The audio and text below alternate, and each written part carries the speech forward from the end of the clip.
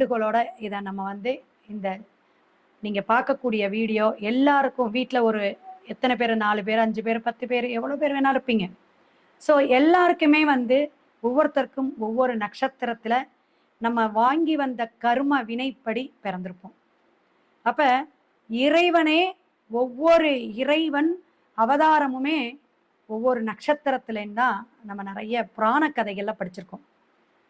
அப்போ ராமாயணமாகட்டும் மகாபாரதத்துலலாம் லட்சக்கணக்கான பாத்திரங்கள், அத்தனை கதாபாத்திரங்களும் ஆதி காலத்திலேயே ஒரு நட்சத்திரத்துடைய அடிப்படையில தான் நமக்கு எல்லாமே வந்திருக்கு. அப்ப அவங்க பிறப்பு எப்படி அப்படின்னா முன்ஜென்மத்துடைய கர்ம வினையா இருக்கலாம், முன்ஜென்மத்துடைய தொடர்பு லிங்க் இல்லாம இருக்கவே இருக்காது. அப்ப எந்த குடும்பத்துல எந்த இடத்துல எப்படி நம்ம பிறக்கணும் வளரணும் அப்படின்னு எல்லாமே முன்னாடியே இறைவன் நம்ம தலை எழுத்துல எழுதி வச்சுதான் அனுப்பியிருக்காங்க. இவ்வளோ விஷயங்கள் இருந்தாலும் நம்ம ஏன் பல விஷயத்த வந்து பல தேடுதலுக்கு கிடைக்காம போகுது, ஏன் இவ்வளோ கஷ்டப்படுறோம் அல்லது கடனாகிறோம், நம்மளுடைய பணம் வந்து எந்த அளவுக்கு வந்தாலும் அது நிற்கிதா, அதற்கான செலவுகள் எவ்வளோ வருது அப்படிங்கும் பொழுது அது ஒவ்வொருத்தருடைய ஃபேமிலி சுச்சுவேஷன் அப்படின்னு நம்ம டோட்டலாக சொல்லிட்டு போட முடியுமா? இல்லை. நம்மளுடைய கட்டங்கள் எப்படி, ஒவ்வொரு ஜாதக கட்டத்தில் கட்டங்கள் என்னென்ன கிரகங்களுடைய அமைப்பு இருக்கோ தசாபுத்திக்கு ஏற்ப, நம்மளுடைய தசாபுத்திக்கு ஏற்ப ஒவ்வொரு விஷயமும் நடக்கும். அப்போ வீடியோவை ஸ்கிப் பண்ணாமல் நம்மளுடைய நட்சத்திரம் எப்படி வரும், நம்ம குழந்தையோட நட்சத்திரம் எப்போ வரும், நம்ம கணவருடைய மனைவியோட, இப்படி ஒவ்வொருடைய நட்சத்திரத்துப்படி நம்ம எப்படி வந்து அதை ஆக்டிவேட் பண்ணலாம். பொதுவாக கொஞ்ச நாள் முன்னாடி தினமலர்லாம் வந்திருக்கு, உங்களுக்கு தெரியும் எல்லாருக்குமே, ஒவ்வொரு நட்சத்திரத்துடைய கோயில்கள்.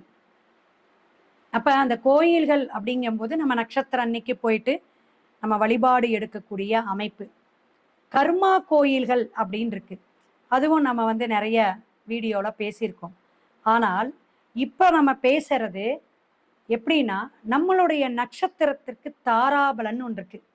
எங்க போய் எப்படி நம்ம ஜெயிக்கணும், எதை வச்சு நம்ம ஜெயிக்கிறது, எப்படி நம்ம வருமானத்தை அதிகப்படுத்திக்கிறது, எந்த விதத்துல நம்மளுடைய வாழ்க்கை வாழ்வாதாரத்தை உயர்த்திக்கிறணும் அப்படிங்கிறதான எல்லாத்துடைய ஒரு வேண்டுகோளாகவும் குறிக்கோளாகவும் இருக்கு.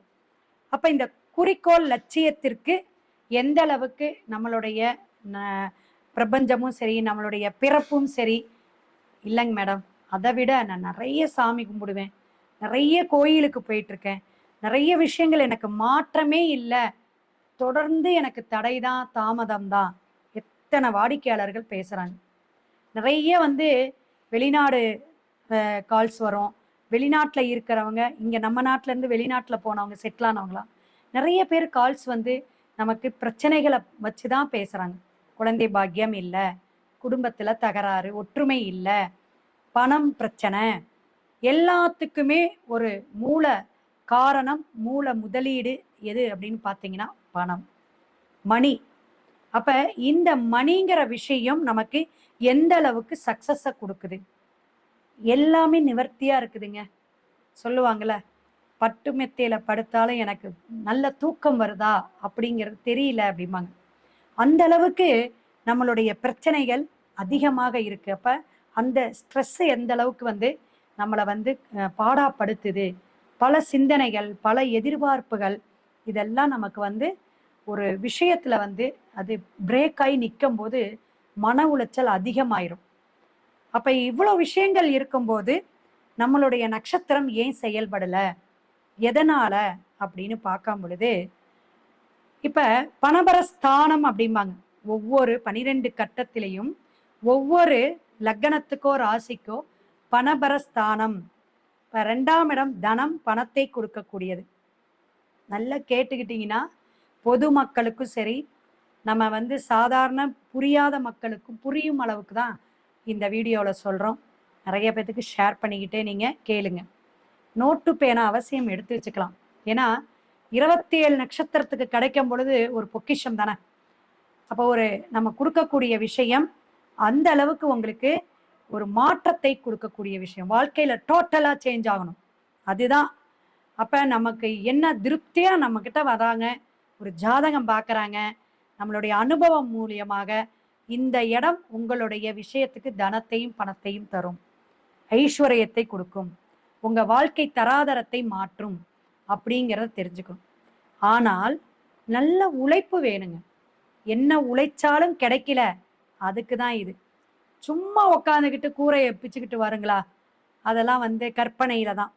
அப்புறம் ஜி பூம்பா அப்படிங்கிற மாதிரி நம்ம அந்த இதை தேய்ச்ச உடனே பூதம் வரும், உடனே நமக்கு என்ன பொன்பொருள் மாட மாளிகை கேட்டா உடனே தருவாரா அப்படிங்கிறதெல்லாம் நம்மளுடைய யோகம் அப்படிங்கிறது ஒரு விஷயம், ராஜயோகம் அப்படிங்கிறது பெரிய விஷயம். திடீர் பணவரவு, திடீர் ராஜயோகம் அப்படிங்கிறதெல்லாம் நம்மளுடைய தசா புத்தி கனெக்டிவிட்டியில் வரும்பொழுது அவங்களுக்கு அடிச்சிச்சு லக்கி அப்படிங்கிறத சொல்லலாம்.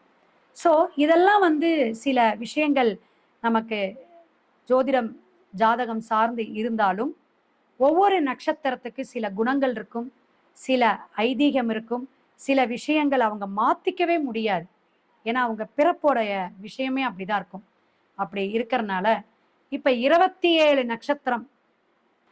ஸோ உத்திராட நட்சத்திரம் ரொம்ப சிறப்பான நட்சத்திரம், சூரியனுடைய நட்சத்திரம். அப்ப நமக்கு சூரியனுடைய நட்சத்திரம் ஆளுமைத்தன்மை இருக்கு, அதிகார தோரணையா பேசக்கூடிய விஷயங்கள்லாம் இருந்தாலும் பணம் வேணும், நிறைய செல்வம் வேணுங்க, கஷ்டப்படுறேன் அப்படிங்கக்கூடியவங்களுக்கு கொல்லூர் மூகாம்பிகை தாயாரை போய் வழிபாடு எடுக்கணும்.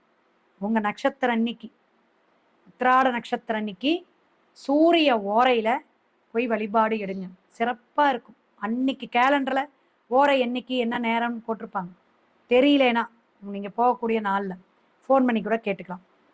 திருப்பதிக்கு விசிட் பண்ணணும் 5 ஆண்டுக்கு ஒரு தடவை அல்லது 3 ஆண்டுக்கு ஒரு தடவையாவது உங்க நட்சத்திரம் அன்னைக்கு போய் இங்க நிக்கணும்.